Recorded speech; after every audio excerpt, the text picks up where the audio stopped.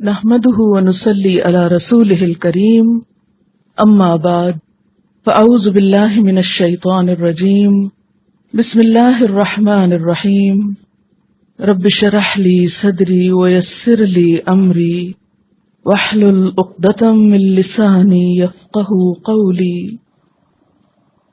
للہ اللہ کے لیے ہے ما فی السماوات جو کچھ آسمانوں میں ہے وما فی الارض اور جو زمین میں ہے. کیا کچھ ہے ہم سب تو جانتے بھی نہیں. اس نے بنایا اسے معلوم ہے. بنانے والا ہی ان سب چیزوں کا مالک ہے. وَإِن تُبْدُوا مَا فِي أَنفُسِكُمْ اور اگر تم ظاہر کرو گے جو تمہارے دلوں میں ہے، اپنے دل میں آنے والے خیالات کے بارے میں اگر تم کسی کو بتا بھی دو، او تخفوہ یا تم چھپاؤ گے اس کو، یعنی کسی کو نہ بتاؤ، تمہارے دل کی باتیں صرف تمہیں کو معلوم ہو. اگر ان میں کچھ ایسی باتیں ہوئیں جو اس کو پسند نہ ہوئیں تو کیا ہوگا؟ یحاسبکم بہ اللہ ان باتوں پر اللہ تمہارا حساب لے گا، تم سے پوچھے گا. پھر کیا ہوگا؟ فیغفر پھر بخش دے گا، معاف کر دے گا. لمن یشاء جس کو چاہے گا. وَيُعَذِّبُ اور عذاب دے گا، سزا دے گا. من یشاء جس کو چاہے گا. واللہ اور اللہ تعالی علی کل شیء ہر چیز پر قدیر قدرت رکھنے والا ہے. اس سے پچھلی آیت میں ہم نے پڑھا تھا کہ وَلَا تَكْتُمُ الشَّهَادَةَ گواہی کو چھپانا مت. وَمَن يَكْتُمْهَا فَإِنَّهُ آثِمٌ قَلْبُهُ جو اس کو چھپائے گا تو اس کا دل گناہگار ہوگا. اسی کی مزید وضاحت ہے اس آیت میں کہ ہر چیز تو اللہ کے ہاتھ میں ہے، ہر چیز کا مالک تو وہ ہے. لہذا وہ نہ صرف یہ کہ ظاہری باتوں کو جانتا ہے بلکہ دل کی باتوں کو بھی جانتا ہے. اس لیے اگر تم اپنے دل کی باتوں کو ظاہر کرو گے یا پھر انہیں چھپا لو گے، اگر وہ درست نہ ہوئی تو ان پر وہ حساب بھی لے سکتا ہے. حضرت علی رضی اللہ تعالی عنہ فرماتے ہیں کہ جب یہ آیت نازل ہوئی تو اس نے ہمیں غمزدہ بنا دیا، ہمارے دل کو لگ گئی. ہم نے خیال کیا کہ اگر کسی کے دل میں گناہ کا خیال بھی آئے تو اس کا بھی حساب ہوگا. یعنی صحابہ کرام نے اس کا معنی کیا سمجھا کہ دل میں گزرنے والے ہر خیال پر پکڑ ہوگی کہ پھر معلوم نہیں کہ اس کی معافی ہوگی یا نہیں. اور جیسا کہ سب جانتے ہیں نا کہ دل میں آنے والے خیالات پر تو بسا اوقات انسان کا بس نہیں ہوتا، وہ ہمارے کنٹرول میں نہیں ہوتے، وہ تو آتے ہی چلے جاتے ہیں. تو یہی چیز صحابہ کرام کے دل میں گزری کہ اگر دل کی باتوں پہ پکڑ ہونے لگی پھر تو ہم بچ نہیں سکتے. چنانچہ صحابہ کرام آپ صلی اللہ علیہ وسلم کے پاس آئے اور اپنی یہ فکر اور پریشانی آپ سے کہی. آپ صلی اللہ علیہ وسلم نے فرمایا، کہو ہم نے سنا اور ہم اطاعت کرتے ہیں. سمعنا و اطعنا. صحابہ کرام نے ایسا ہی کہا تو پھر آمن الرسول سے لے کر اگلی 2 آیات نازل ہوئیں اور اس میں کیا آیا؟ لا یکلف اللہ نفسا الا وسعها. اللہ تعالیٰ کسی شخص کو تکلیف نہیں دیتا مگر اس کی وسعت کے مطابق. یعنی اگر کسی کے بس میں نہیں کسی وسوسے کو کنٹرول کرنا، کسی خیال کو روکنا، تو اس پر پکڑ نہیں ہوگی۔ بنیادی طور پر اگر ہم غور کریں تو ہمارے سامنے یہ بات آتی ہے کہ ہمارے دل میں آنے والے خیالات دو طرح کے ہوتے ہیں۔ ایک غیر اختیاری، جن پر ہمارا کچھ بس اختیار نہیں ہوتا، کیونکہ دماغ ایک ایسی چیز ہے یا دل ایسی چیز ہے جو ہر وقت کام کرتی، سوتے میں بھی اور جاگتے میں بھی کچھ نہ کچھ خیالات کا تانا بانا ہر وقت لگا ہی رہتا ہے۔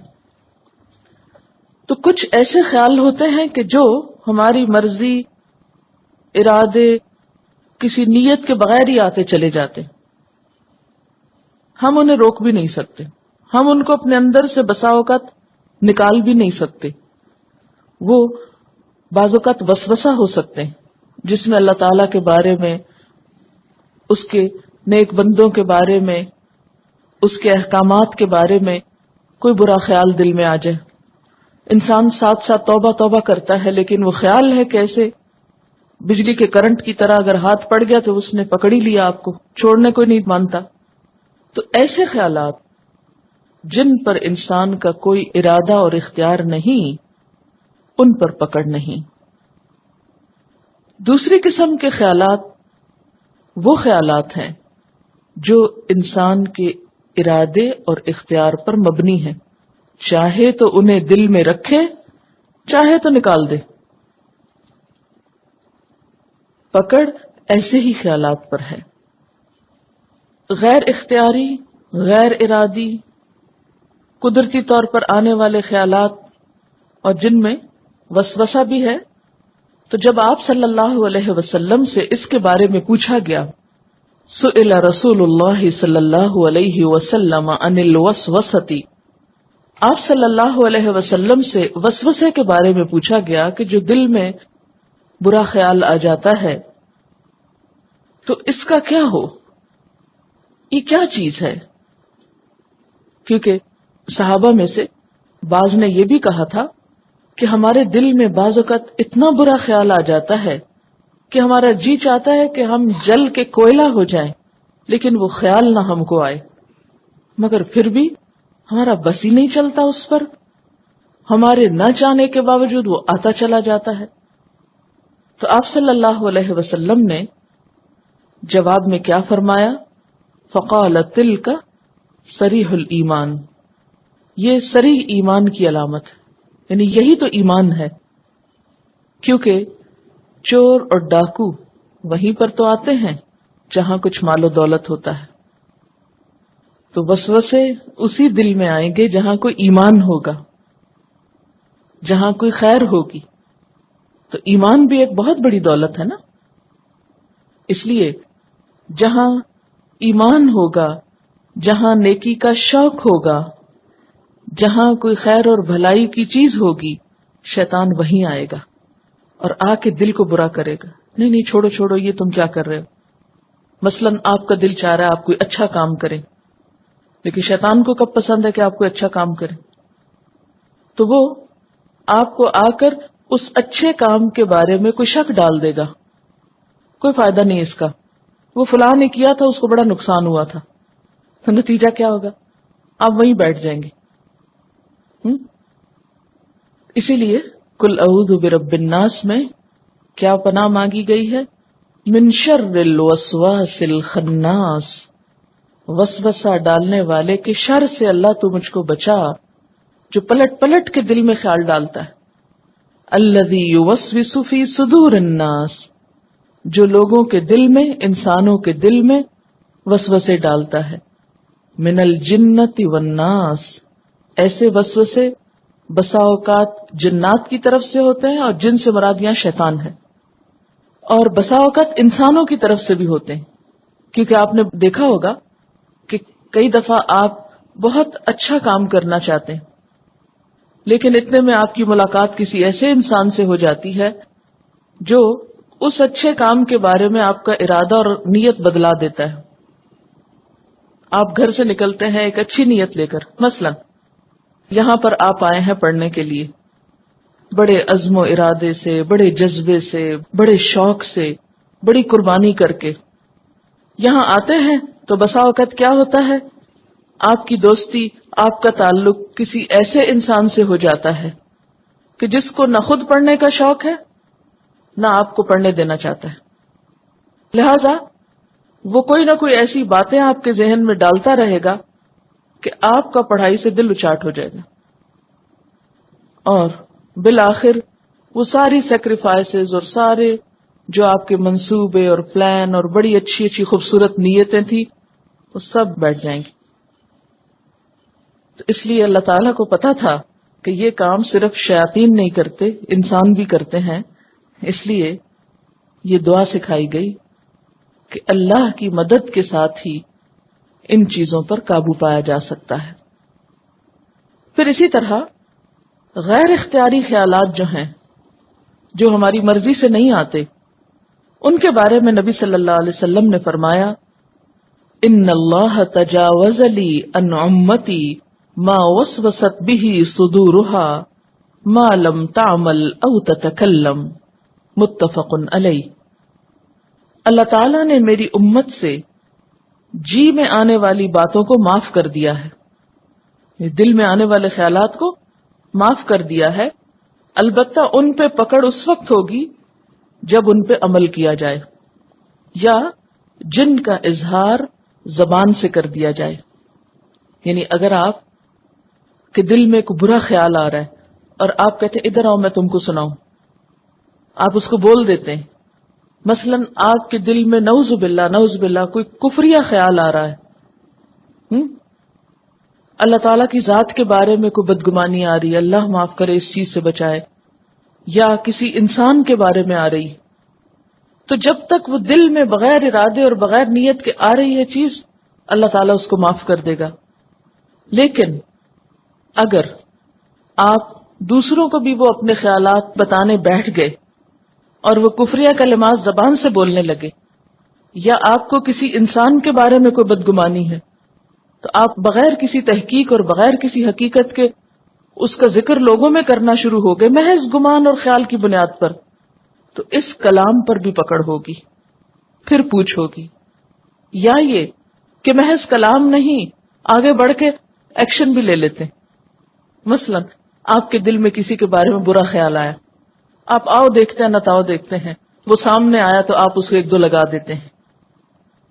اب کیا ہے، اس کو پتہ ہی نہیں کہ بات کیا ہے۔ بچوں کے ساتھ عام طور پہ ایسا کرتے نا،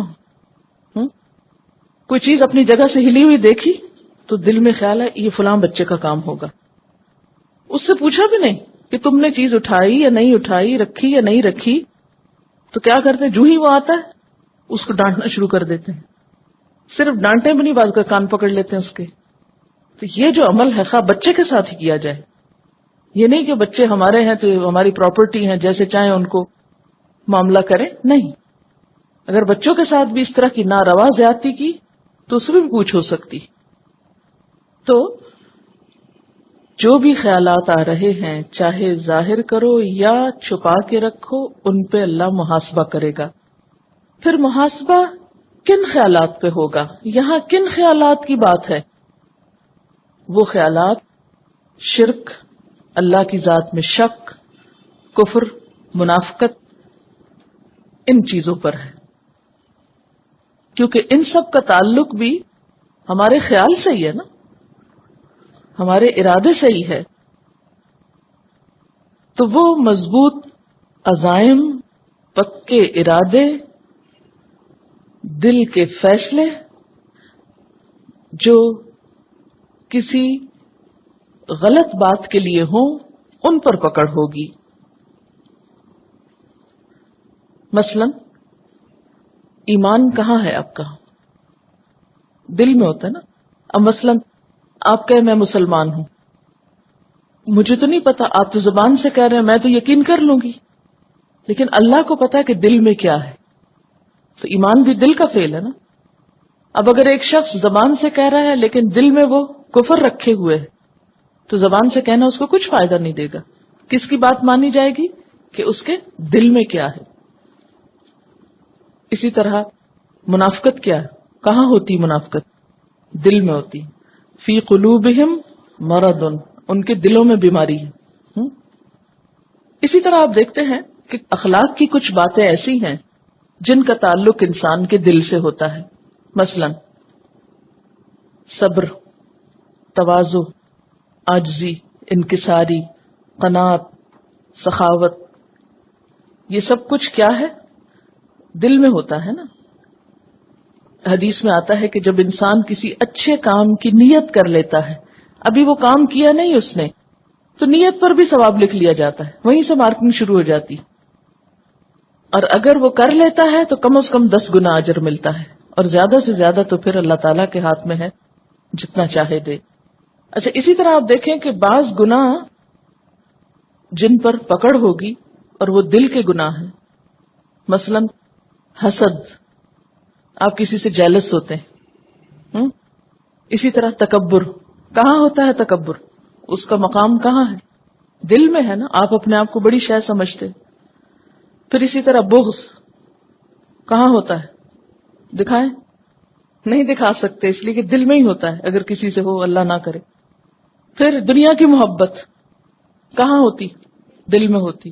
حرص، لالچ، یہ سب چیزیں کہاں ہوتی؟ دل میں. اس لیے جس دل میں یہ سب کچھ بھرا ہوا ہو، اس دل کے خیالات پر بھی پکڑ ہو سکتی ہے. پھر اللہ کے ہاتھ میں ہے کیا؟ فَيَغْفِرُ لِمَن يَشَاءُ، جسے چاہے معاف کر دے. ان چیزوں کے باوجود بھی جسے چاہے معاف کر دے. اور وَيُعَذِّبُ مَن يَشَاءُ، جسے چاہے عذاب دے دے. اس کا کیا مطلب ہے؟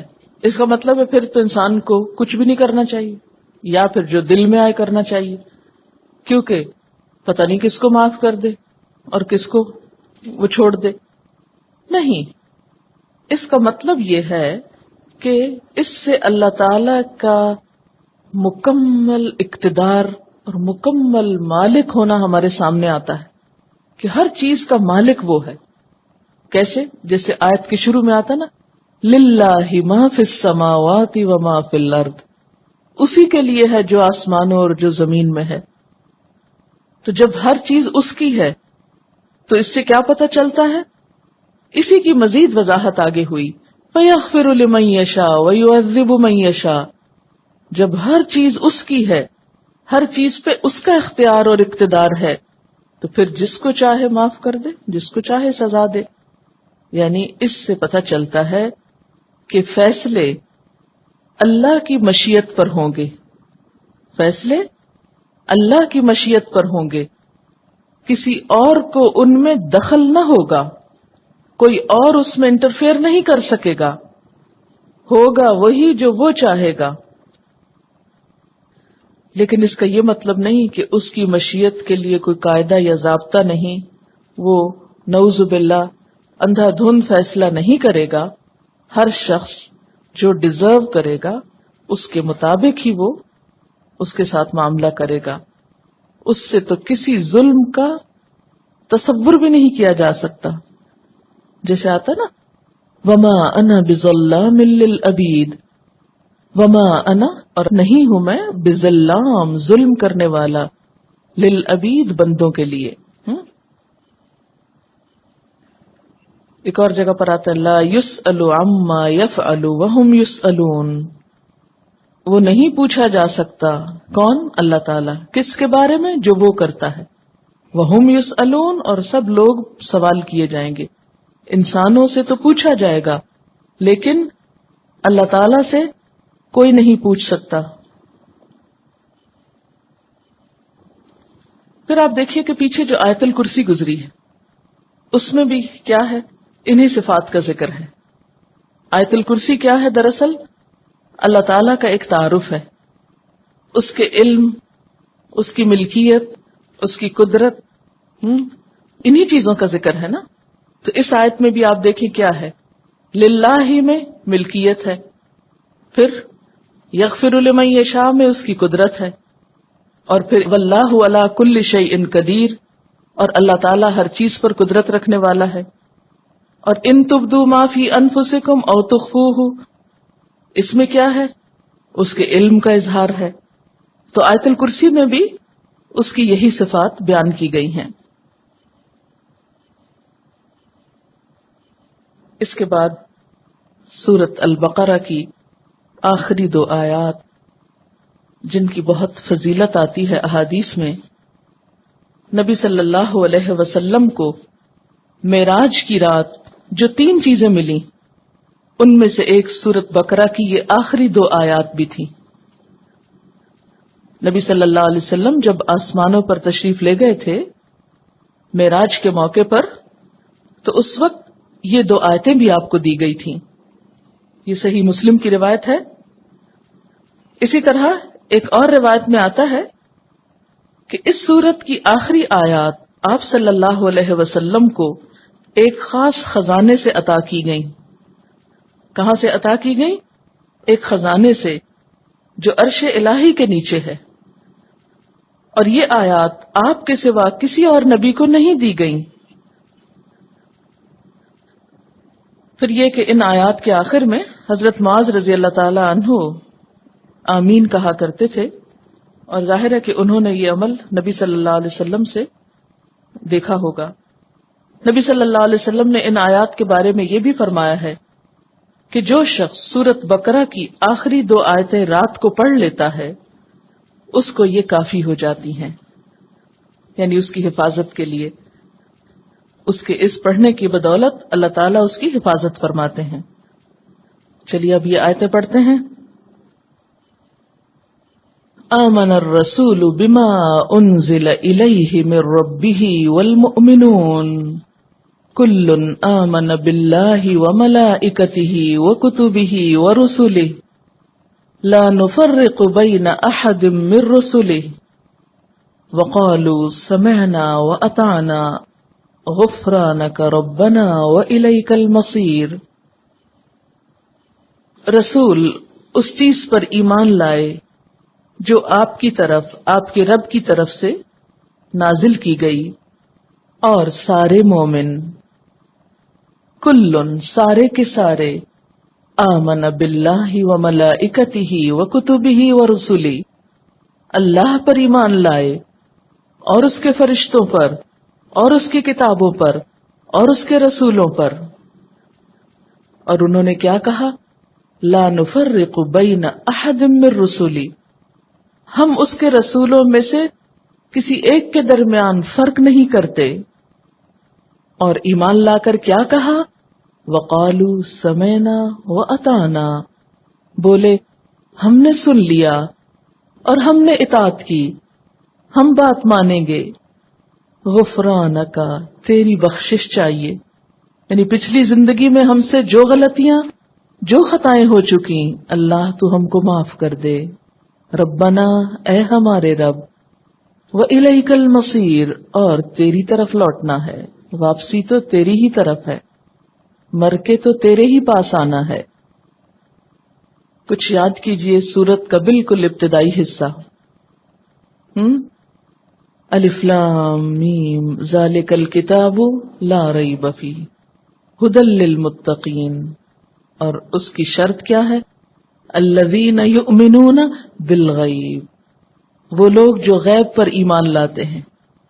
وہاں اس کتاب سے ہدایت پانے کے لیے پہلی خصوصیت جو بتائی گئی تھی وہ ایمان بالغیب تھا، اور اسی کی تفصیل سورت کے آخر میں.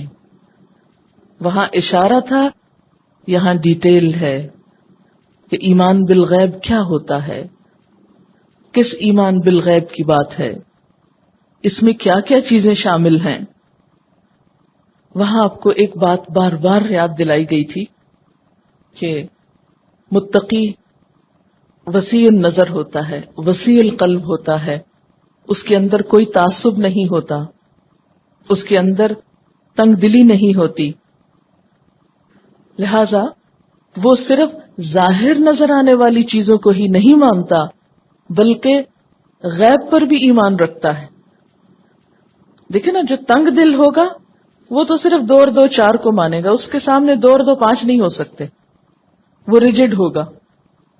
لیکن مومن وسیع نظر ہوتا ہے، اس کی نظر میں بصیرت ہوتی، وہ صرف ظاہر میں نہیں دیکھتا، پردے کے پیچھے بھی دیکھ سکتا ہے، اور یہ دیکھنا ایمان کا دیکھنا ہے۔ اور یہاں سورت کے اختتام پر کیا بتا دیا گیا کہ پیغمبر صلی اللہ علیہ وسلم اور آپ کے ساتھیوں نے ایمان لا کر یہ واضح کر دیا کہ ہم یہ سب کچھ مانتے ہیں، اور خاص طور پر شروع میں کہا گیا تھا یؤمنون بالغیب، بیچ میں بہت سے احکامات دیے، آخر میں پھر اس کی تکرار کے بعد کہا سمعنا و اطعنا، ہم نے اس صورت میں آنے والے تمام احکامات سن لیے، سنے تھے، ہم تو مانتے بھی نہیں کہ ہم نے سنا ہے۔ اور صحابہ کرام کو حضور صلی اللہ علیہ وسلم نے جب پریشانی ہوئی کہ ہماری پکڑ ہو جائے گی تو اس وقت کہا کہ آپ کو سمعنا و اطعنا، انہوں نے فوراً ہی کہہ دیا۔ لیکن ہم سن کے بھی سنتے نہیں، مشکل یہ ہے، سمعنا، ہم نے سن لیا جو کچھ اللہ پاک نے ان 286 آیات میں، 286 آیات میں ہم کو بتایا، اس سورۃ البقرہ میں سب کچھ سن لیا ہم نے۔ اب ہم کریں گے کیا؟ یہود کی طرح یا ایمان والوں کی طرح؟ یہود نے کیا کہا تھا؟ سمعنا و عصینا، ہم نے سن لیا، ماننا کوئی نہیں ہم نے۔ ذرا دل ٹٹولیں اپنے، کیا سوچتے ہیں ان سب باتوں کے بارے میں جو آپ سن چکے؟ اقسام بر بہت سی سن چکے، ہم نے سن لیا، اب ہمیں کیا کرنا ہے؟ اطعنا، ہم اب اطاعت کریں گے، اب ہمیں عمل کرنا ہے۔ ہم ان لوگوں کی طرح نہیں جو تعصب برتتے ہیں، صرف اپنے رسولوں کو مانتے ہیں، صرف اپنی کتابوں کو مانتے ہیں اور دوسرے انبیاء کا انکار کرتے ہیں۔ نہیں، ہم تو کسی کے درمیان فرق بھی نہیں کرتے، لا نفرق بین احد من رسلہ، ہم اللہ کے رسولوں میں سے کسی کے درمیان تفریق نہیں کرتے، سب کو رسول مانتے ہیں۔ پھر آپ دیکھیے کہ یہاں پر جو تفصیل بتائی گئی وہ کیا ہے؟ آمن الرسول، کتنا خوبصورت آغاز ہے نا، کہ بتانے والا سب سے پہلے خود ایمان لا رہا ہے۔ یہ نہیں کہا گیا کہ صرف مومن ایمان لائیں، بلکہ آمن الرسول، رسول صلی اللہ علیہ وسلم ایمان لائے، کس چیز پر؟ اس پر بما انزل الیہ، جو آپ کی طرف نازل کی گئی، ہر وہ چیز جو آپ کی طرف نازل کی گئی۔ سورۃ البقرہ کے شروع میں بھی ہم نے کہا تھا نا، والذین یؤمنون بما انزل الیک، الیک سے مراد کیا تھا؟ آپ صلی اللہ علیہ وسلم۔ تو یہاں پر بھی کیا ہے کہ پیغمبر خود ایمان لائے جو آپ کی طرف آپ کے رب نے اتارا تھا۔ آمن الرسول بما انزل الیہ من ربہ، کیونکہ جب تک بتانے والا خود پوری طرح کنونس نہ ہو، خود ایمان نہ رکھتا ہو، خود اس کا شرع صدر نہ ہو، خود اس بات کی تصدیق نہ کرتا ہو جو وہ دوسروں کو بتا رہا ہے، تو اس کے بتانے میں بھی وہ کنونسنگ پار نہیں ہوتی، تاثیر نہیں ہوتی۔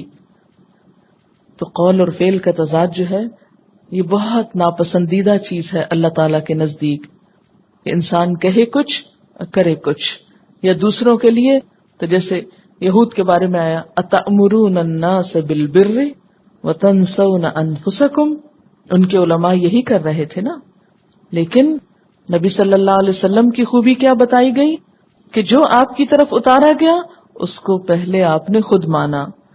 آمن الرسول بما انزل الیہ من ربہ والمؤمنون، اور سارے مومن وہ بھی ایمان لے آئے،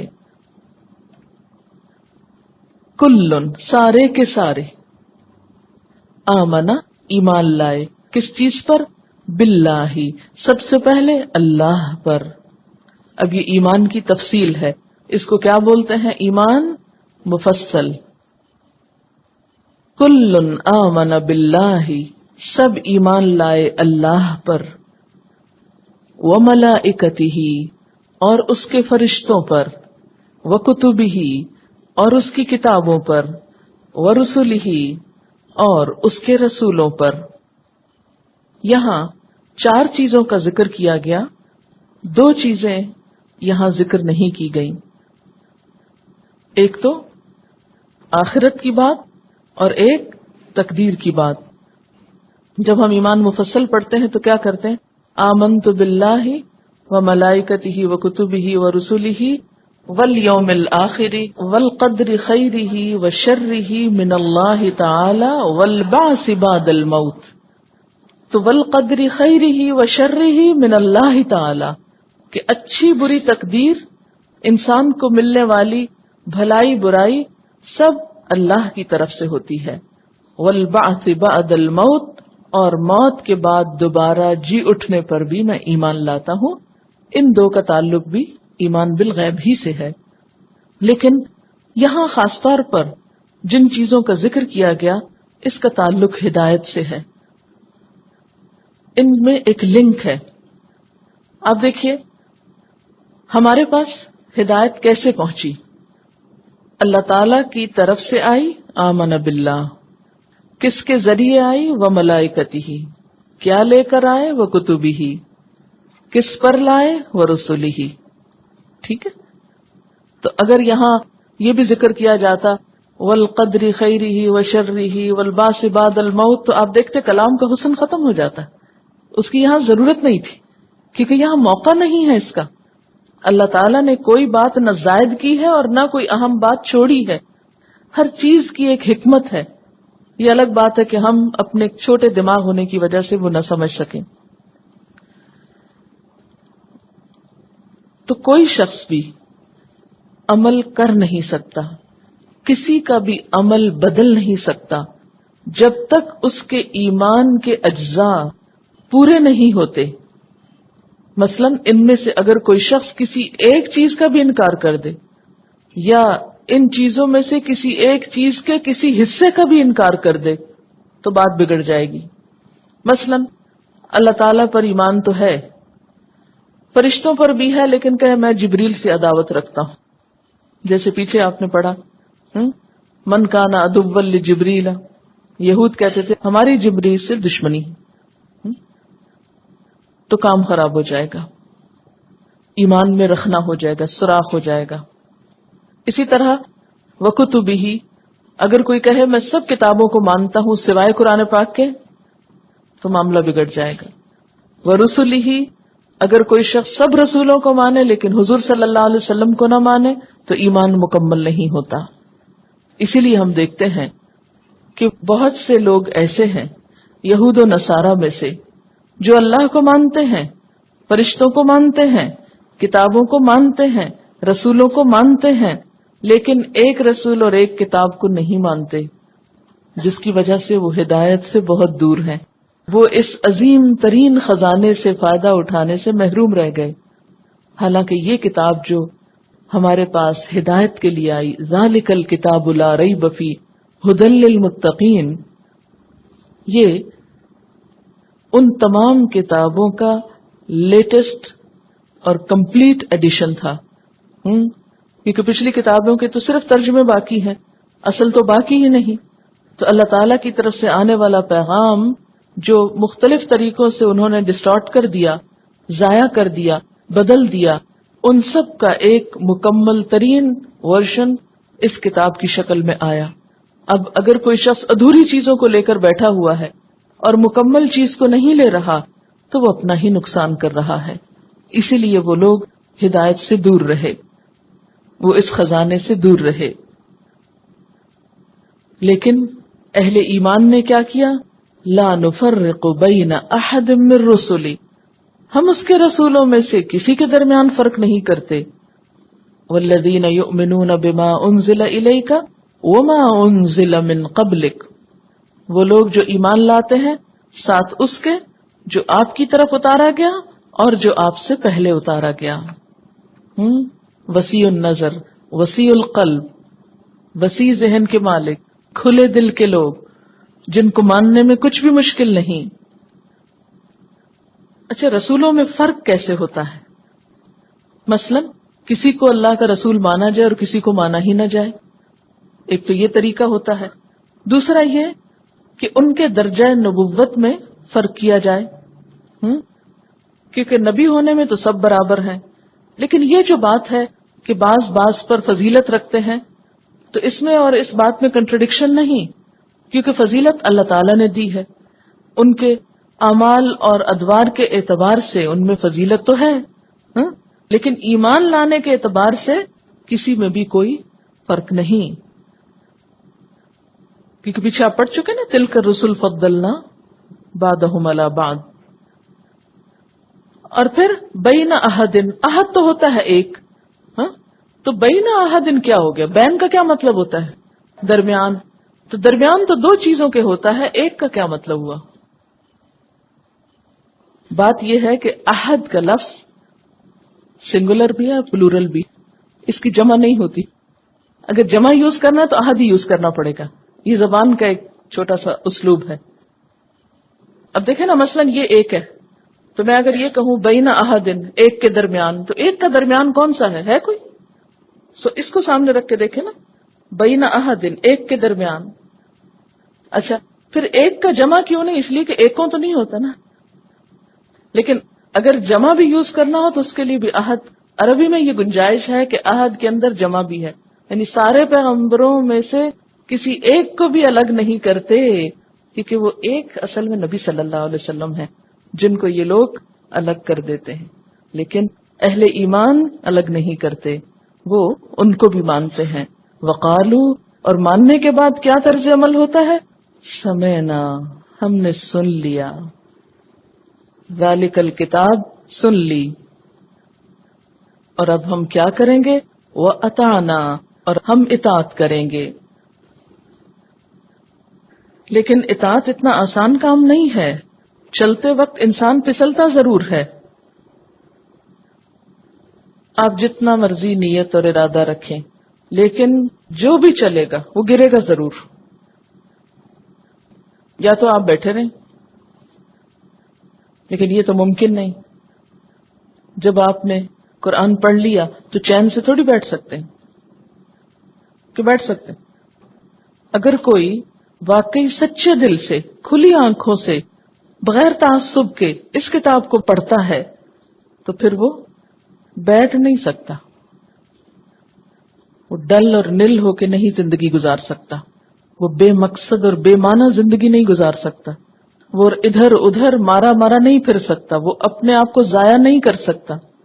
وہ کچھ نہ کچھ ضرور کرتا ہے. قرآن تو دلوں کی زندگی ہے، اور جب زندگی آتی ہے کسی میں تو ایک موومنٹ آتی ہے نا، ایک حرکت پیدا ہوتی. قرآن تو دلوں کو روشن کرتا ہے. جب روشنی آتی ہے تو آپ کی آنکھیں کھل جاتی، پھر آپ اٹھنے کی کرتے ہیں، کچھ کرنے کی کرتے ہیں. اور جب آپ کرنے کے لیے چلتے ہیں تو گر پڑتے ہیں، پھسل جاتے ہیں، پھر آپ پریشان ہوتے ہیں. اب کیا کر؟ اب تو اتنے گناہ ہو گئے، کوئی فائدہ نہیں. نہیں، مایوس نہ ہو. یہاں مایوسی سے بچایا گیا ہے. آپ سب کو ایک پریشانی ضرور ہوگی. پوری سورۃ البقرہ گزر گئی، ابھی تک تو میرے عمل میں کوئی تبدیلی نہیں آئی. کبھی خیال آیا ہی ہوگا، بہت آتا ہے نا. لیکن کیا اس خیال کا آنا بھی تبدیلی نہیں ہے؟ پہلے کیوں نہیں آتا تھا؟ قرآن پڑھنے سے پہلے تو ہم میں سے اکثر یہ سمجھتے ہیں کہ ہم تو بہت اچھے ہیں، جو کر رہے ہیں بالکل ٹھیک کر رہے ہیں، کوئی خرابی نہیں ہم میں. لیکن جو قرآن پڑھتے ہیں تو آئینہ نظر آتا ہے، اف یہ غلطی بھی کرتے ہیں، یہ بھی کرتے ہیں. تو قرآن بنیادی طور پر آپ کی مدد کرتا ہے دلدل سے باہر آنے میں، گناہوں کو چھوڑنے میں. یہ نیکیوں کا ایک سفر ہے، یہ منزل کی طرف لے جاتا ہے. اور ہم نے دعا بھی تو یہی مانگی تھی نا، اہدنا الصراط المستقیم. تو کیا معنی آتا ہے ہدایت میں؟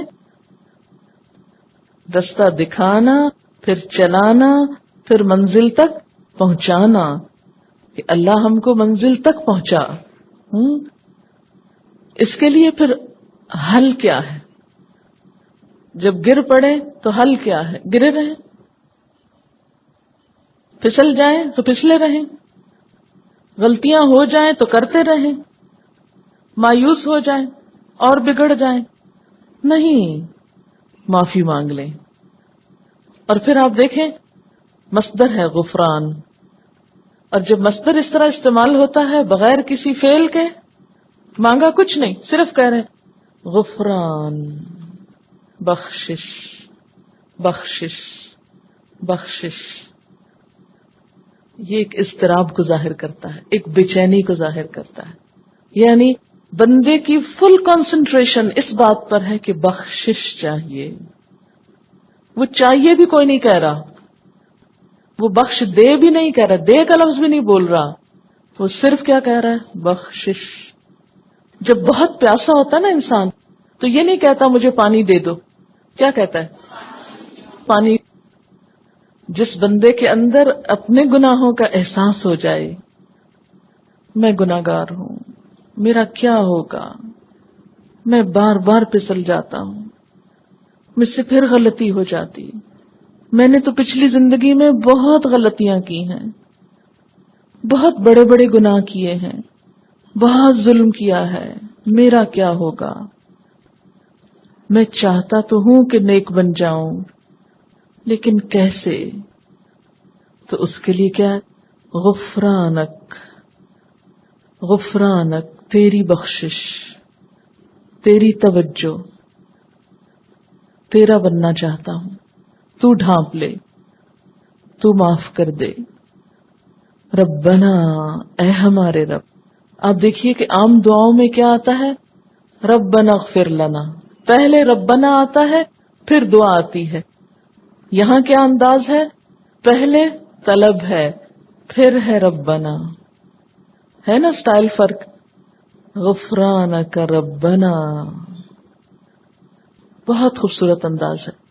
وَإِلَيْكَ الْمَصِيرُ، اور تیری ہی طرف واپسی ہے، تیری طرف تو آنا ہے، تجھ سے بھاگ کے کہاں جا سکتے ہیں؟ قرآن پاک میں سورۃ الرحمن میں اللہ تعالیٰ فرماتے ہیں یا معشر الجن والانس ان استطعتم ان تنفذوا من اقطار السماوات والارض فانفذوا لا تنفذون الا بسلطان۔ اے جنوں اور انسانوں کے گروہ، یا معشر الجن والانس ان استطعتم، اگر تم میں استطاعت ہے، اگر تم کر سکتے ہو، ان تنفذوا، کہ تم بھاگ نکلو، بھاگ جاؤ کہیں، من اقطار السماوات والارض، آسمان و زمین کے کناروں سے، فانفذوا، بھاگ دکھاؤ، بھاگو تو، لا تنفذون، نہیں بھاگ سکتے، الا بسلطان، مگر بڑا زور چاہیے، بڑی قوت چاہیے۔ آپ دیکھیں کہ آپ اگر یہ چاہیں کہ کہیں زمین کا کنارہ ملے آپ کو اور آپ وہاں سے چھلانگ لگائیں کسی اور پلانٹ پہ، تو اس کے لیے کیا کرنا ہوگا آپ کو؟ نمبر 1 تو کنارہ ہی نہیں ملے گا۔ اللہ نے اس کو بنایا ایسا کہ آپ چلتے جائیں، جہاں سے چلے تھے وہیں پہنچ جائیں گے، کنارہ ہی نہیں ملے گا۔ نمبر 2، اگر آپ کنارے کے بغیر نکلنا چاہیں، جیسے اسپیس شٹل نکلتی ہے، تو کبھی اٹھتے ہوئے دیکھا اس کو کس طرح نکلتی ہے؟ وہ زمین کا جب مدار وہ چھوڑتی ہے اور چاند میں داخل ہوتی ہے تو اس کا اٹھنا آپ نے دیکھا کبھی؟ کتنا زور اور کتنی قوت اور کتنی انرجی چاہیے ہوتی ہے جب وہ زمین سے اٹھ کے دوسری طرف جاتی۔ اس میں ایک بات تو یہ ہے کہ نکل تو سکتے ہیں، زمین سے نکل سکتے ہیں، آسمان سے نہیں نکل سکتے۔ یعنی زیادہ سے زیادہ ہم کیا کریں گے؟ زمین سے اٹھ کے آسمان کی طرف چلے جائیں گے، تو اس سے کیا فائدہ؟ للہ ما فی السماوات و ما فی الارض، اللہ کے لیے ہے جو زمین میں اور جو آسمان میں۔ زمین سے نکل کے بھاگو گے بھی، یہاں سے نکل کے چاند پہ جا بیٹھو گے تو چاند بھی اللہ کا ہے، وہاں پکڑ لے گا۔ مریخ پہ جاؤ گے وہاں بھی پکڑ لے گا۔ کہاں جاؤ گے؟ ہے کوئی راستہ، کوئی گوشہ، کوئی جگہ جہاں اللہ کی ذات نہ ہو، جہاں اس کی پکڑ سے چھوٹ سکو اور بچ سکو؟ کوئی نہیں۔ تو پھر بھاگنے کی کوشش نہ کرو، نافرمانی نہ کرو. کیا کرو؟ پلٹ آؤ. توبہ کس چیز کا نام ہے؟ پلٹ آنے کا. اللہ بہت غلطیاں کر لیں، بہت نافرمانیاں کر لیں، بہت ظلم کر لیا اپنی جان پہ بھی اور دوسروں کے اوپر بھی. اب مجھے معافی چاہیے. غفرانک، تیری معافی چاہیے، تجھ سے چاہیے، تو نظر کرم فرما. اور غفرانہ کا لفظ غافارا سے ہے، جس کا معنی ہوتا ہے ڈھانپ دینا، چھپا دینا. اللہ ہمارے قصور چھپا دے، ہمارے گناہوں کی گندگی کا ڈھیر چھپا دے، کسی کو نظر نہ آئے، کوئی اور نہ دیکھ لے، کسی کو نہ پتا چلے. کیونکہ انسان جب چھوٹی سی غلطی بھی کرتا ہے یا کوئی بڑی غلطی کرتا ہے تو فوراً کیا کرتا ہے؟ اس کو چھپانے کی کوشش کرتا ہے. مثلا آپ نے دیکھا ہوگا بچے جب کبھی کچھ توڑ دیتے ہیں تو پھر کیا کرتے ہیں؟ چھپے پھرتے ہیں. اور آپ بازو کا ڈھونڈتے کدھر گیا بچہ، مل کیوں نہیں رہا؟ تو کسی دروازے کے پیچھے چھپا ہوا. اس وقت آپ سوچتے ہیں، سینس کرتے ہیں اس نے کچھ کیا ہے، تب یہ چھپ رہا ہے. پھر آپ پوچھتے ہیں کیا کیا ہے؟ جو کہتا ہے گلاس ٹوٹ گیا. تو بالکل اسی طرح انسان کی بھی یہ فطرت ہے کہ غلطی کرنے کے بعد کیا چاہتا ہے؟ اس غلطی کا پتہ نہ چلے کسی کو، چھپ جائے گی. تو اللہ تعالیٰ سے پھر کیا مانگتا ہے؟ اللہ ڈھانپ دے، غفرانک، ڈھانپ دے، معاف کر دے، ہمارے قصور چھپا دے. وَإِلَيْكَ الْمَصِيرُ، واپسی جو تیری طرف ہے، آنا جو تیرے پاس ہے، پوچھ جو ہوگی، حساب جو ہوگا. لا یکلف اللہ نفسا، نہیں تکلیف دیتا اللہ کسی نفس کو، کسی جان کو. یکلف، کاف لام فے، تکلیف دینا، بوجھ ڈالنا. اللہ کسی جان پہ بوجھ نہیں ڈالتا، الا مگر وسعہا، اس کی وسعت کے مطابق. واو سین عین، وسع، وسعت. قوت، علم، عقل، مال، وقت، زندگی اور دیگر تمام صلاحیتیں وسعت کہلاتی ہیں. یعنی انسان کو جو کچھ ملا ہے یہ سب انسان کے لیے ایک وسعت، یعنی کہاں تک انسان جا سکتا ہے. دیکھیں نا، قوت کی بھی ایک لمٹ ہوتی ہے، اس سے آگے آپ کے پاس طاقت نہیں. علم کی بھی ایک لمٹ ہے، اسی طرح عقل کی، آپ کی انٹیلیجنس کی، مال کی، وقت کی، زندگی کی، ہر چیز کی ایک لمٹ ہے نا. ایک حد سے زیادہ آگے جا کے ختم ہو جاتا ہے. تو ہر شخص کو جتنی قوت، علم، عقل، مال وغیرہ ملا ہے وہ کیا ہے؟ دراصل اس کی وسعت. تو ہر انسان کو اتنی ہی تکلیف دی جائے گی، اتنا ہی اس سے پوچھا جائے گا، یا اس پر اتنی ہی ذمہ داری ڈالی جائے گی جتنی اس کے پاس طاقت ہے. مثلا ایک شخص کھڑے ہو کے نماز نہیں پڑھ سکتا تو اس سے حساب نہیں ہوگا. اس کا حساب کس میں ہوگا کہ بیٹھ کے پڑھی تھی کہ نہیں. ایک شخص جانتا ہی نہیں، پتہ ہی نہیں اس کو، اور اس لیے نہیں پتا کہ اس کو پتا کرنے کا موقع ہی نہیں ملا، کیونکہ ہم نے اس کا غلط معنی لیا نا کہ پتہ ہی نہیں کرتے. یہ نہیں اس کا معنی، یعنی اس کو موقع ہی نہیں ملا کہ پتا کرے، اس کے پاس علم ہی نہیں. وہ پیدا ہوا کہیں افریقہ کے گھنے جنگلوں میں، جہاں دن کو سورج کی روشنی بھی نہیں آتی تھی. کہاں اس کے پاس کتابیں اور اسکول اور علم کی روشنی جو آپ کے پاس ہے. تو اب اس کا حساب اور آپ کا برابر تھوڑی ہوگا. آپ کو تو اتنی فیسلٹیز ملی، اتنے چانسز ملے، تو اس کا حساب اس کی وسعت کے مطابق کہ اس کو کیا ملا، اس کے پاس کیا پہنچا. پھر اسی طرح عقل، ایک شخص بہت سمجھدار ہے اور ایک شخص دیوانہ ہے، اب دونوں کا حساب برابر تھوڑی ہوگا. ایک شخص مجنون ہے، پاگل ہے، اب اس کا حساب تو نہیں ہوگا.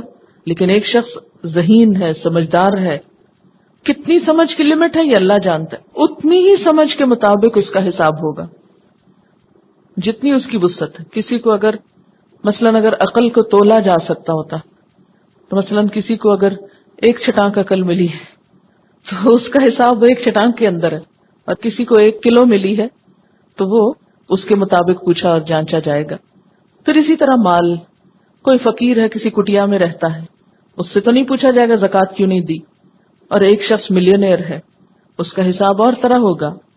اسی طرح وقت، ایک شخص بہت مصروف ہے اور مصروفیت بھی کسی جائز کام میں ہے، اس کا حساب اور طرح ہے.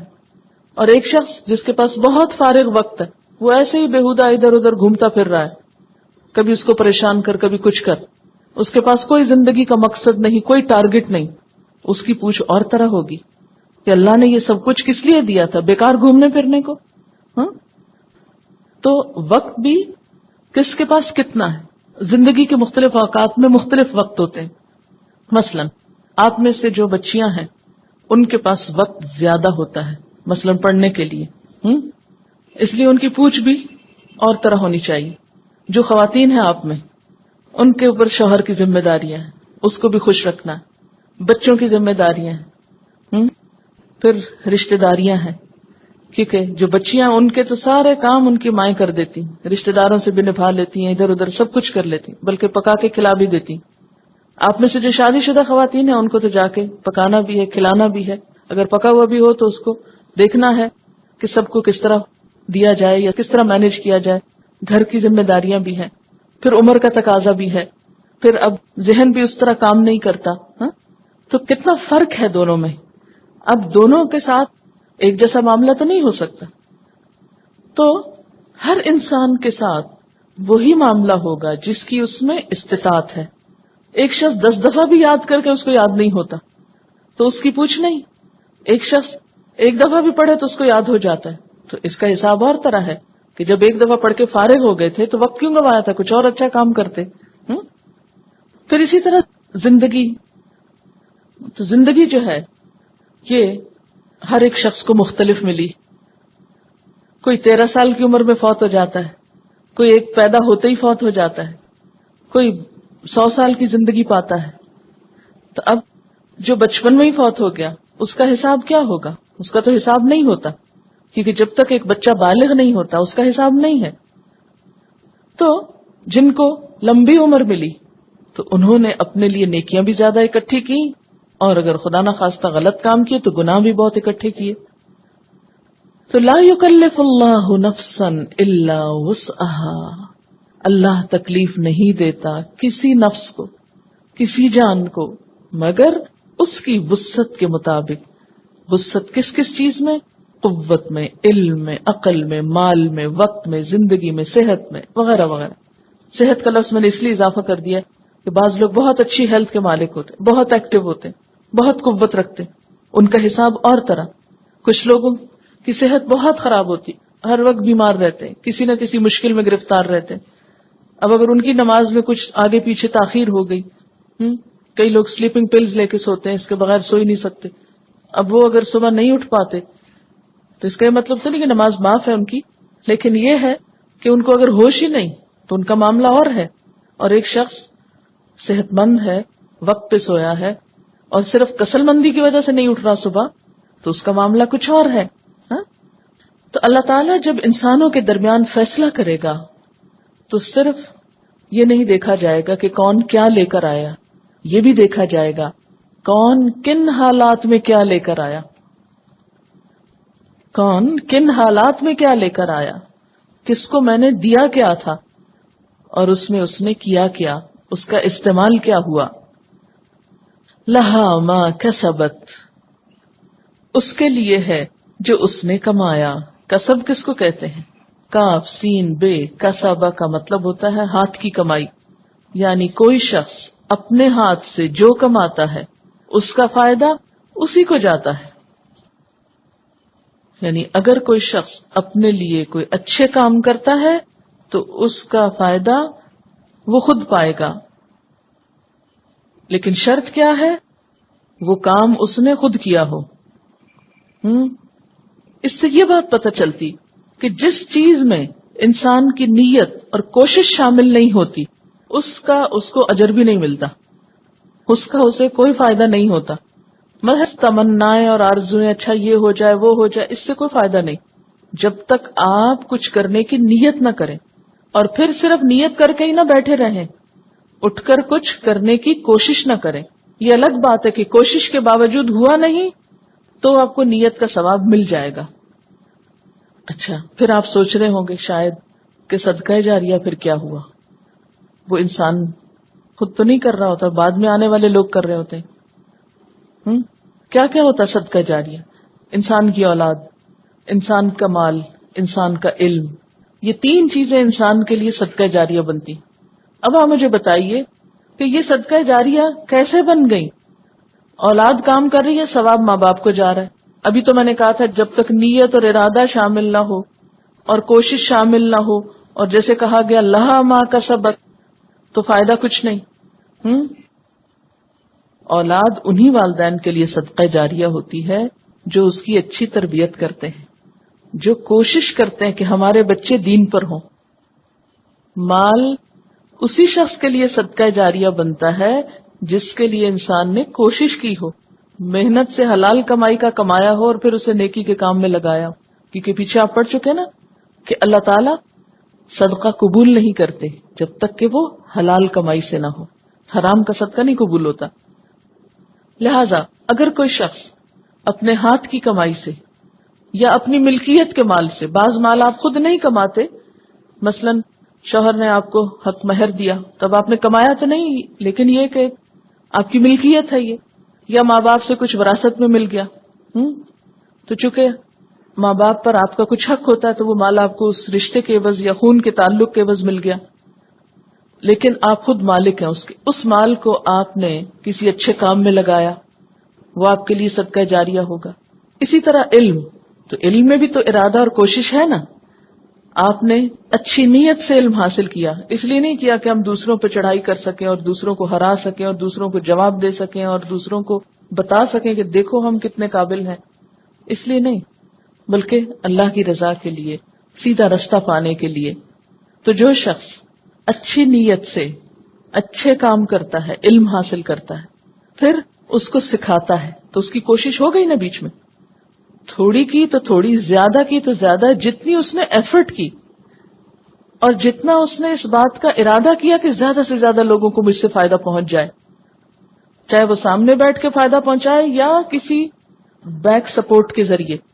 اب وہ کیا ہے، جو اس کی کوشش تھی اس کا صلہ اسی کو ملے گا. مثلا اب میں آپ کو پڑھا رہی ہوں، بظاہر آپ کو کیا نظر آ رہا ہے کہ میں ایک کوشش کر رہی ہوں کیونکہ میں بولتی نظر آ رہی ہوں آپ کو، لیکن اس بولنے میں ہو سکتا ہے کسی اور کا ہاتھ ہو، مجھے کوئی چیز کسی نے لکھ کر دی ہو، کوئی چیز کسی نے بتائی ہو، آخر مجھے بھی تو کسی نے سکھائی نا، تبھی میں آگے بول رہی ہوں. تو اس میں جتنی میرے پیچھے کوششیں ہیں، جنہوں نے مجھ کو سکھایا، جنہوں نے مجھے سپورٹ کیا، جنہوں نے مجھے فیسیلیٹیٹ کیا، وہ اگرچہ سٹیج پر نہیں بیٹھے ہوئے، لیکن اس کوشش میں ان کا بھی ہاتھ، ارادہ اور نیت شامل ہے، اور اس کے ذریعے وہ آگے جا رہا ہے. اب بول میں رہی ہوں لیکن میرے بولنے میں ان کے لیے بھی صدقہ جاری ہے کیونکہ ان کی بھی کوشش بیچ میں ہے. تو لہا ما کسبت، جب انسان کسی اچھے کام کے لیے کوشش اور نیت کرتا ہے، خواہ وہ کوشش کسی کے سامنے آتی ہے یا نہیں آتی، لیکن جتنا جتنا جس نے حصہ ڈالا اتنا اتنا اس کو اجر و ثواب مل گیا. جس نے نیت بھی کی اور پھر کوشش بھی کی اس کو ثواب مل گیا. بعض اوقات ہم ایک کام نہیں کرتے لیکن اس کا کریڈٹ لے لیتے ہیں، اور اکثر لوگوں کو یہی شوق ہوتا ہے جو نہیں کیا وہ بھی ہمارے نام لگ جائے، لوگوں کو پتا چل جائے کہ ہم نے کیا، تاکہ واہ واہ ہو جائے ہماری.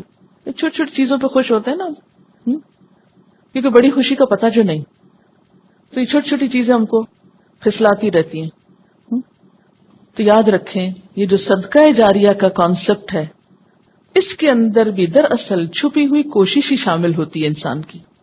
جس کی تھوڑی کوشش اس کا تھوڑا صدقہ جاریہ، جس کی زیادہ کوشش اس کا زیادہ صدقہ جاریہ. مثلا جو زیادہ مال خرچ کرتا ہے زیادہ اچھی نیت سے کرتا ہے، جو زیادہ اچھی تربیت دیتا ہے اپنے بچوں کی. اور اگر بچے بیچارے خود ہی رول کھول کے تربیت پا رہے ہیں تو ماں باپ کے لیے پھر کیا صدقہ جاریہ ہوا؟ وہ تو جنہوں نے ان کو سکھایا ان بچوں کو انہی کے لیے ہو جائے گا نا. بعض ماں باپ تو ایسے بدقسمت بھی ہوتے ہیں کہ بچے اچھا کام کرنا چاہتے ہیں، الٹا ان کو منع کرتے ہیں کہ یہ نہ کرو. لا علمی ہے، کیونکہ لا علمی جو ہے نا، جہالت، یہ 100 ہلاکتوں کی جڑ ہے. کیونکہ پتہ ہی نہیں اس کا فائدہ کتنا ہے. تو اگر وہ نہیں اپنی اولاد کو سپورٹ کرتے، کم از کم نیت ہی کر لیں، یہ خوشی ہو جائیں اس پر کہ شکر ہے ہماری اولاد کوئی اچھا کام کر رہی. دعا ہی کر دیں، مال سے ہی کچھ مدد کر دیں. اگر خود کچھ بھی نہیں کیا آپ نے، مثلا کچھ ماں باپ خود نہیں پڑھ پاتے، اب ان کا شوق کیا ہوتا ہے ہماری اولاد پڑھ جائے، اس کے لیے وہ دن رات محنت کرتے ہیں، ان کو سکھاتے ہیں، بتاتے ہیں، مال ان پہ خرچ کرتے ہیں. تو اب ان کے اپنی اندر جو کمی رہ گئی وہ کس میں جا پوری ہوئی؟ اولاد میں پوری ہوئی. اسی طرح بعض ماں باپ خود تو نیک ہوتے ہیں، اولاد کو کچھ نہیں بتاتے، اولاد سخت غلط کام کرتی، قیامت کے دن کیا ہوگا؟ ایسے لوگ بسا اوقات بدترین حالت میں آئیں گے اور بتایا جائے گا ان کے بچے ان کی ساری نیکیاں کھا گئے، کیونکہ انہوں نے ایسے ایسے کام کیے کہ جو ماں باپ کے لیے الٹا کیا بن گئے؟ مصیبت کا سبب بن گئے. اور وہ کیوں؟ ان کی غفلت اور کوتاہی سے.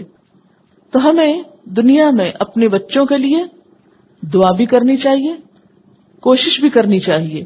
علم کے لیے دعا بھی کرنی چاہیے. کون سی دعا ہے علم کی؟ رب زدنی علما. اور کوشش بھی کرنی چاہیے.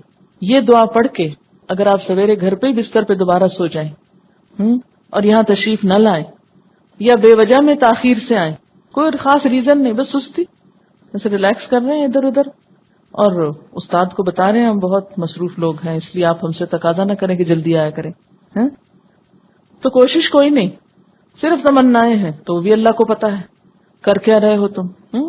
اسی طرح مال ہے لیکن خیر کے راستے میں نہیں خرچ کرنے کو دل چاہتا. ہمارے خرچ کیے بغیر اگر نیکی کا کام آگے سے آگے بڑھ رہا ہے تو ہمارا ایسا کچھ نہیں، چاہے ہم کتنے خوش ہوتے رہے اس کو دیکھ دیکھ کے، جب تک ہمارے پیسے اس میں نہیں پڑیں گے.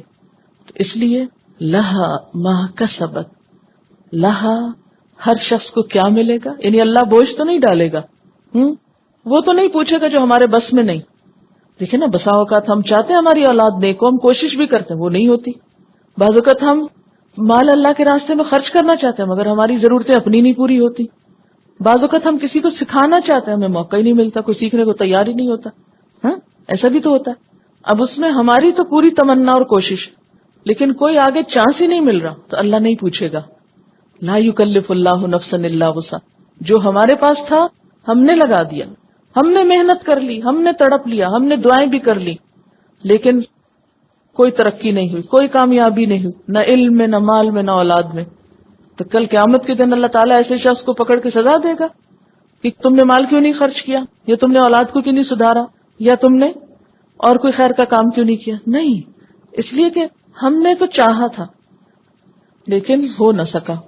اب بعض اوقات کیا ہوتا ہے پچھلی زندگی میں کوئی کمی کوتاہی ہو جاتی ہے. دیکھیں نا، اب مثلاً آپ اس ایج میں آ کے آپ کو دین کی سمجھ ہوئی، جب آپ جوان تھے اور آپ کے بچے چھوٹے تھے، آپ کے ہاتھ میں تھے، آپ کو سمجھ نہیں تھی. اب وہ بڑے ہو گئے، انڈیپینڈنٹ ہو گئے، وہ آپ کی سنتے نہیں. اب کیا، اب بس دعائیں کریں. جو وقت گزر گیا اس کے لیے کیا ہے؟ غفرانک. اب ہم نے سنا ہے، اب ہم مانیں گے.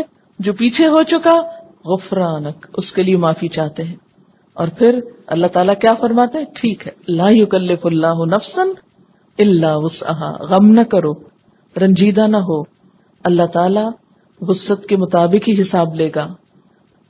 وعلیہا، اور اسی طرح انسان کے ذمہ ہے، انسان پر پڑے گا کیا؟ مکتسبت، جو اس نے کیا. اکتساب کس کو کہتے ہیں؟ کسبہ اور اکتسبہ کا روٹ ایک ہی ہے. اکتسبہ کا مطلب ہوتا ہے صرف اپنے لیے کرنا، کسبہ اپنے اور دوسرے دونوں کے لیے کرنا. اسی لیے آپ دیکھیں نا، اولاد کے لیے کرنا بھی کسب ہے، ٹھیک ہے نا. جب انسان کوئی کمائی کرتا ہے تو بچوں کو بھی دیتا ہے نا، تو دوسروں کے لیے بھی کسب کر رہا ہے. لیکن اکتسبہ ہوتا ہے صرف اپنی ذات کے لیے کرنا. تو اس سے کیا پتہ چلتا ہے کہ انسان اگر غلط کام کرتا ہے تو اس کی ذمہ داری خود صرف اس کے اپنے اوپر ہے، اس کے بچوں پہ نہیں جائے گی. یا بچے غلط کام کرتے ہیں تو اس کی ذمہ داری پھر ماں باپ پہ نہیں جائے گی، کیونکہ ماں باپ نے نہیں چاہا کہ وہ غلط کریں. پھر اکتسبہ بھلائی اور برائی دونوں کے لیے استعمال ہوتا ہے. تو وَعَلَيْهَا، اور اسی پر ذمہ داری ہے، مکتسبت، جو اس نے کمایا. اکتسبہ اہتمام سے کمانے کے لیے بھی آتا ہے. یعنی صرف ارادہ ہی نہیں کیا برا، بلکہ کر بھی لیا غلط کام، تو اس کی ذمہ داری پھر اس پر ہوگی، اس کی بھی پوچھ ہوگی، اس کی بھی پکڑ ہوگی۔ تو ایصال ثواب نیکی میں تو ہو سکتا ہے، گناہ میں نہیں ہوتا۔ اب مثلاً ہم یہ نہیں کر سکتے کہ یا اللہ یہ جو میری غلطیاں ہیں یہ میرے بچوں میں بانٹ دینا، ایسے نہیں ہوگا۔ ہاں، مال تو ہم دے سکتے ہیں ان کو، نیکی کی تربیت دے سکتے ہیں، ہاں اگر غلط باتوں کی تربیت دیں گے جان بوجھ کے، اس کی پھر پوچھ ہوگی۔ لیکن یہاں اس بات کا بنیادی مقصد کیا ہے؟ جو کرو گے وہ بھگتو گے، مکتسبت۔ اس لیے پھر دعا کیا مانگی گئی؟ ربنا، اے ہمارے رب، لا تؤاخذنا، نہ تو مواخذہ کرنا ہمارا، آخذہ سے حمزہ خیزال، گرفت کرنا، کسی غلطی کو پکڑنا، یا اللہ تو ہماری غلطیوں کو نہ پکڑنا، ان نسینا، اگر ہم بھولے، نون سین یہ نسیا بھولنا، خواہ غفلت کی وجہ سے ہو یا حافظے کی کمزوری کی وجہ سے ہو یا کسی بھی اور وجہ سے، یا اللہ جو بھول چوک ہم سے ہو جائے اس پہ ہم کو نہ پکڑنا، یعنی بلا ارادہ کوئی کام ہو جانا۔ او اخطأنا، یا ہم نے خطا کی، خطا غلطی، اس کی دو صورتیں ہوتی ہیں۔ نمبر ایک، جو چیز پسندیدہ نہ ہو، مستحسن نہ ہو، اس کا ارادہ کرنا اور کر گزرنا، ایسی خطا قابل گرفت ہے۔ اسی طرح دوسرا یہ کہ ارادہ تو اچھے فعل کا کیا لیکن غلطی سے اس کے خلاف ہو گیا، ایسی خطا قابل مواخذہ نہیں۔ نبی صلی اللہ علیہ وسلم نے فرمایا، رفع عن امتی الخطأ والنسیان، میری امت سے اٹھا لیا گیا کیا؟ خطا اور نسیان۔ یعنی نسیان کیا ہے؟ کہ انسان بھول کر کوئی کام کر بیٹھے، یعنی کام اچھا کر رہا ہے لیکن وہ بھول گیا اور اس سے غلطی ہو گئی۔ اور خطا کیا ہے؟ کہ ناسمجھی سے کسی کام کو غلط طور پہ کر لے۔ خطا ایک تو یہ ہوتی ہے نا کہ انسان کسی غلط چیز کا ارادہ کرے اور پھر کر بھی لے، اور دوسری کیا ہوتی ہے کہ ارادہ تو اچھی چیز کا تھا لیکن ناسمجھی سے غلط ہو گیا۔ تو اللہ ہم کو نہ پکڑنا کس میں؟ ان نسینا، اگر ہم بھول جائیں، او اخطأنا، یا ہم خطا کر بیٹھے۔ ربنا، اے ہمارے رب، ولا تحمل، اور نہ بوجھ ڈال، علینا، ہم پر، اسرن، کوئی بوجھ۔ اسرن کا لفظ الف صاد رے سے ہے، اس کا معنی ہوتا ہے عہد، ذمہ داری، ایسا بوجھ جس کا اٹھانا دشوار ہو، بہت مشکل ہو، وہ بوجھ جو اٹھانے والے کو چلنے سے روک دے، جس کے اوپر آنے کے بعد انسان چل نہ سکے۔ یعنی یا اللہ ہم پر کوئی ایسی ذمہ داری، ایسی مشکل، ایسی پریشانی نہ ڈالنا کہ ہم تیرے راستے میں چل ہی نہ سکیں، تیری اطاعت ہی نہ کر سکیں۔ کیونکہ بعض اوقات انسان پہ ایسی ایسی آزمائشیں آتی، ایسی ایسی مصروفیات آ جاتی یا معاشرے کے ایسے بندھن آ جاتے کہ انسان اچھا کرنا بھی چاہتا تو کر نہیں پاتا۔ مثلا نبی صلی اللہ علیہ وسلم کے بارے میں قرآن پاک میں آتا ہے کہ آپ جب دنیا میں تشریف لائے تو آپ نے لوگوں کے اوپر سے کچھ بوجھ ہٹائے، وَيَدَعُ عَنْهُمْ إِصْرَهُمْ وَالْأَغْلَالَ الَّتِي كَانَتْ عَلَيْهِمْ، اور آپ نے ہٹایا ان سے ان کے بوجھوں کو اور ان بیڑیوں کو یا طوق کو جو انہوں نے خود پہ ڈالے ہوئے تھے۔ اس میں کس کی طرف اشارہ ہے؟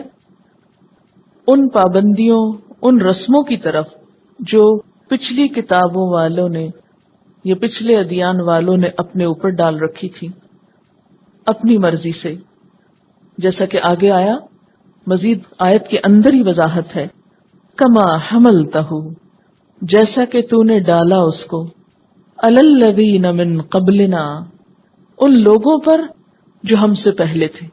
تو گزشتہ امتوں پر دو طرح کے بوجھ تھے.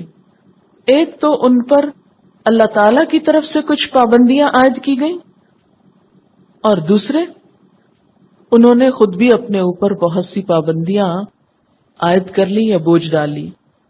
اللہ تعالیٰ کی طرف سے کیا پابندیاں تھیں ان پر؟ مثلا ان کی شریعت کے کچھ احکامات ان کے لیے بہت مشکل تھے. مثلا آپ کو یاد ہوگا کہ بچڑے کی پرستش کرنے والوں کے لیے جب توبہ کی بات ہوئی تو اس کے لیے 7 شرط کیا تھی؟ قتل. پھر اسی طرح یہود کی شریعت میں صرف قصاص تھا، دیت یا معافی نہیں تھی، قتل عمد کی صورت میں. پھر اسی طرح ان پر زکوٰۃ چوتھا حصہ تھی، ہم پر کتنی ہے؟ 40واں حصہ. پھر اسی طرح ان کو حکم یہ تھا کہ اگر کسی کپڑے پر پیشاب لگ جائے یا نجاست لگ جائے تو دھونے سے نہیں پاک ہوگا، اس کو کاٹ کے پھینکنا پڑے گا. کتنی مشکل ہوگی. پھر اسی طرح غنیمت کے اموال ان پہ حرام تھے. تو یہاں دعا کیا مانگی گئی کہ یا اللہ اپنے دین میں بھی ہمارے اوپر ایسی پابندیاں اور ایسے بوجھ نہ ڈالنا کہ جو ہم اٹھا نہ سکیں، جن پر ہم عمل نہ کر سکیں. اور دوسری طرح کی ان پر پابندیاں اور بوجھ کیا تھے؟ ان کے اپنے خود ساختہ رسم و رواج اور طور طریقے، اور دین میں خود ساختہ اضافے.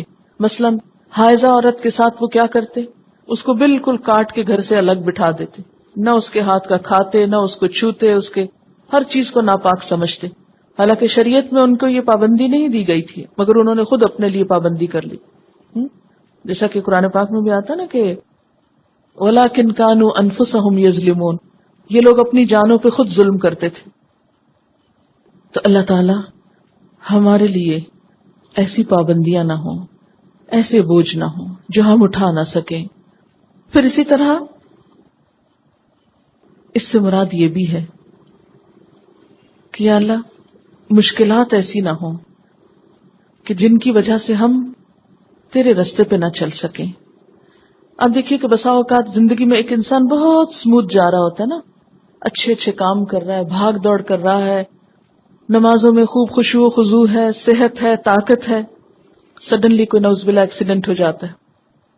اب وہ قیام، رکوع، خشوع سب ختم ہو گیا.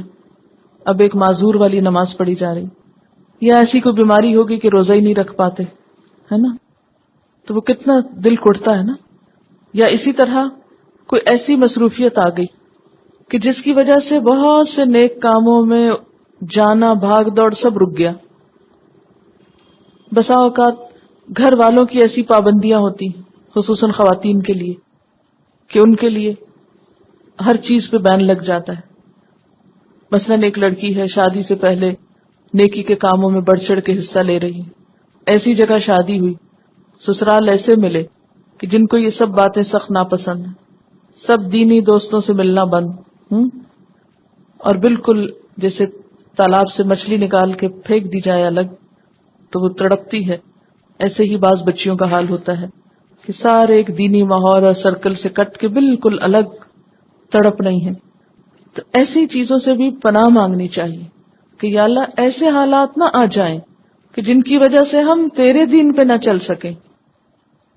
ربنا، اے ہمارے رب، ولا تحملنا، اور نہ تو اٹھوانا ہم کو، ما لا طاقت لنا بہ، جس کی ہم میں طاقت نہیں. اللہ ہم پہ ایسی پابندیاں نہ ڈالنا، ذمہ داریاں نہ ڈالنا، ہم پہ ایسی ذمہ داریاں عائد نہ کرنا، ہم سے ایسے بوجھ نہ اٹھوانا کہ جن کو ہم اٹھا نہ سکیں، جن کو اٹھانے کی طاقت نہیں. واعف عنا، اور ہم کو معاف کر دینا. واعف عنا، عفو عین فے واو، معاف کرنا، گناہوں کو نامہ اعمال سے مٹا دینا. اللہ ہم کو معاف کر دینا، ہمارے گناہوں کو مٹا دینا. واغفر لنا، اور ہم کو بخش دینا، ہم کو ڈھانپ دینا. وارحمنا، ہم پہ رحم فرمانا. انت مولانا، تو ہمارا مولا ہے۔ واو لام یہ، مددگار، غم گسار، تنگی ترشی میں کام آنے والا۔ اور مولا کا ایک اور معنی مرجع، کہ جس کی طرف مشکلات میں رجوع کیا جائے۔ انت مولانا، تو ہمارا مولا ہے، تجھ سے ہم مدد مانگتے ہیں، تو مشکلات میں ہمارے کام آنے والا ہے، تیری ہی طرف ہم لوٹتے ہیں، تیری ہی طرف ہم رجوع کرتے ہیں۔ یہ جب کہتے ہیں نا انت مولانا، تو یوں لگتا ہے جیسے ہر چیز سے انسان پلٹ کر اپنے رب کے دامن میں جا چھپتا ہے۔ انت مولانا، تو ہمارا مددگار ہے، تیرے پاس ہمارے لیے پناہ ہے۔ فانصرنا، پس مدد فرما ہماری، علی القوم الکافرین، ان لوگوں پر جو انکاری ہیں، جو مانتے نہیں، کیونکہ ایک طرف مومنون ہے اور دوسری طرف کافرین ہیں، ایک طرف ماننے والے ہیں اور دوسری طرف انکار کرنے والے ہیں۔ قدرتی طور پر پھر یہ دو گروہ بن جاتے ہیں، دونوں ایک دوسرے کے مقابل آ جاتے ہیں۔ تو اللہ تو ہم کو ایسے لوگوں کے مقابلے میں مدد دینا، ہمارے ہاتھ مضبوط کر دینا جو ہمیں تیری راہ پر چلنے نہ دیں، کیونکہ تیری طاقت، تیری توفیق، تیرے اذن اور تیری تائید کے بغیر ہم کچھ نہیں کر سکتے، کیونکہ ہم تو کمزور ہیں۔ انت مولانا فانصرنا علی القوم الکافرین، تو ہمارا مولا ہے، کافروں کے مقابلے میں ہماری مدد کر، ہمارا ہو جا، ہم تیرے راستے پر نکلے ہیں، تو ہمارے لیے اس کو آسان کر دے، آمین۔ سورۃ البقرہ مکمل ہوئی۔ حضرت ابو ہریرہ رضی اللہ تعالی عنہ کا بیان ہے کہ نبی صلی اللہ علیہ وسلم نے فرمایا، اپنے گھروں کو قبرستان نہ بناؤ، شیطان اس گھر سے بھاگ جاتا ہے جس میں سورہ بقرہ پڑھی جاتی ہے۔ حضرت ابو امامہ رضی اللہ تعالی عنہ بیان کرتے ہیں کہ نبی صلی اللہ علیہ وسلم نے فرمایا، قرآن مجید پڑھا کرو، کیونکہ وہ قیامت کے دن اپنے پڑھنے والوں کے لیے سفارشی بن کے آئے گا۔ دو چمکتی ہوئی روشن صورتیں البقرہ اور آل عمران پڑھا کرو، کیونکہ یہ دونوں صورتیں قیامت کے روز اس طرح سے آئیں گی جیسے کہ وہ چھتریاں ہیں، امبریلا کی طرح، یا سایہ کرنے والے بادل ہیں، یا پرندوں کے دو جھنڈ ہیں جو پر پھیلائے ہوئے ہوں۔ وہ اپنے پڑھنے والوں کی طرف سے حجت پیش کرنے والی ہوں گی، ان کی طرف سے جھگڑا کریں گی۔ سورۃ البقرہ پڑھا کرو، کیونکہ اس کا اختیار کرنا برکت ہے، اس کا چھوڑ دینا حسرت ہے، اور باطل پرست اس کو برداشت نہیں کر سکتے۔ حضرت نواس بن سمان بیان کرتے ہیں کہ میں نے نبی صلی اللہ علیہ وسلم کو یہ فرماتے سنا ہے، قیامت کے روز قرآن مجید اور وہ لوگ جو اس کے مطابق عمل کیا کرتے تھے وہ لائے جائیں گے، اور ان کے آگے آگے سورہ بقرہ اور آل عمران ہوں گی، اس طرح گویا کہ وہ دو بادل ہیں یا ابر سیاہ ہیں جن کے اندر چمک اور روشنی ہے، یا وہ پرندوں کے جھنڈ ہیں جو اپنے پر پھیلائے ہوئے ہیں۔ یہ دونوں صورتیں اپنے پڑھنے والوں کے لیے حجت پیش کرتی ہوئی آئیں گی کہ اللہ تعالیٰ ان کو سزا نہ دے۔ یہ صحیح مسلم کی روایت تھی۔ ایک اور روایت ہے صحیح مسلم ہی کی، حضرت عبداللہ بن عباس کا بیان ہے کہ ایک مرتبہ حضرت جبریل علیہ السلام نبی صلی اللہ علیہ وسلم کی خدمت میں حاضر تھے کہ یکایک انہوں نے آسمان کی طرف سے ایک ایسی آواز سنی جیسے کسی شتیر یا پھاٹک کو کھولنے کی آواز آتی ہے۔ حضرت جبریل علیہ السلام نے اپنا سر اوپر اٹھا کر دیکھا، پھر نبی صلی اللہ علیہ وسلم سے عرض کیا کہ یہ آسمان کا ایک دروازہ ہے جو آج پہلی دفعہ کھولا گیا ہے اور اس سے پہلے کبھی نہ کھولا گیا۔ اتنے میں اس دروازے سے ایک فرشتہ نازل ہوا۔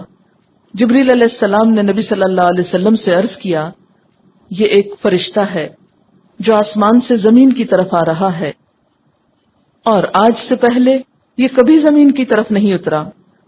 وہ فرشتہ آیا اور اس نے نبی صلی اللہ علیہ وسلم کو سلام کیا اور پھر آپ سے عرض کیا، آپ کے لیے ایسے دو نوروں کی خوشخبری ہے جو آپ ہی کو دیے گئے ہیں، ایک سورۃ الفاتحہ ہے اور دوسری سورۃ البقرہ کی آخری آیات۔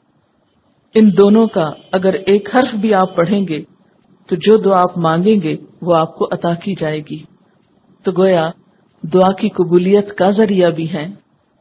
پھر اسی طرح ایک اور روایت میں آتا ہے کہ نبی صلی اللہ علیہ وسلم نے اس کے بارے میں یہ فرمایا کہ ان کو سیکھو اور اپنی عورتوں اور بچوں کو بھی سکھاؤ، یعنی صرف خود ہی پڑھ کے نہ رہ جاؤ، گھر جا کے اپنے بچوں کو بھی سکھاؤ، جن کو نہیں آتی ان کو بھی بتاؤ۔